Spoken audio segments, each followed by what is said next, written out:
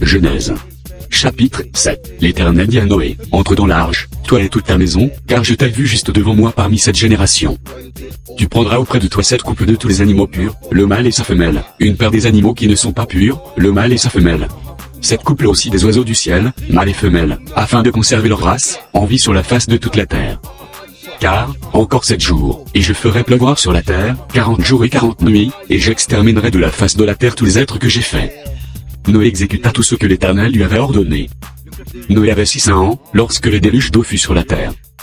Et Noé entra dans l'arche avec ses fils, ses femmes et les femmes de ses fils, pour échapper aux eaux du déluge. D'entre les animaux purs, et les animaux qui ne sont pas purs, les oiseaux et tout ce qui se meut sur la terre, il entra dans l'arche auprès de Noé, 2 à 2, un mâle et une femelle, comme Dieu l'avait ordonné à Noé. 7 jours après, les eaux du déluge furent sur la terre. L'an 600 de la vie de Noé, le second mois, le 17e jour du mois, en ce jour-là toutes les sources du grand abîme jaillirent, et les écluses des cieux s'ouvrirent. La pluie tomba sur la terre, 40 jours et 40 nuits. Ce même jour entrèrent dans l'arche Noé, Sem, Cham et Japheth, fils de Noé, la femme de Noé et les 3 femmes de ses fils avec eux. Eux, et tous les animaux selon leur espèce, tout le bétail selon son espèce, tous les reptiles qui rampent sur la terre selon leur espèce, tous les oiseaux selon leur espèce, tous les petits oiseaux, tout ce qui a des ailes. Ils entrèrent dans l'arche auprès de Noé, 2 à 2, de toute chair ayant souffle de vie. Il en entra, mâle et femelle, de toute chair, comme Dieu l'avait ordonné à Noé. Puis l'Éternel ferma la porte sur lui. Le déluge fut 40 jours sur la terre. Les eaux crurent et soulevèrent l'arche, et elle s'éleva au-dessus de la terre.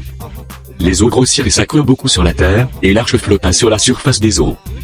Les eaux grossirent de plus en plus, et toutes les hautes montagnes qui sont sous le ciel entier furent couvertes. Les eaux s'élevèrent de 15 coudées au-dessus des montagnes, qui furent couvertes. Tout ce qui se mouvait sur la terre périt, tant les oiseaux que le bétail et les animaux, tout ce qui rampait sur la terre, et tous les hommes. Tout ce qui avait respiration, souffle de vie dans ses narines, et qui était sur la terre sèche, mourut. Tous les êtres qui étaient, sur la face de la terre furent exterminés, depuis l'homme jusqu'au bétail, aux reptiles et aux oiseaux du ciel, ils furent exterminés de la terre. Il ne resta que Noé, et ceux qui étaient avec lui dans l'arche. Les eaux furent grosses sur la terre, pendant 150 jours.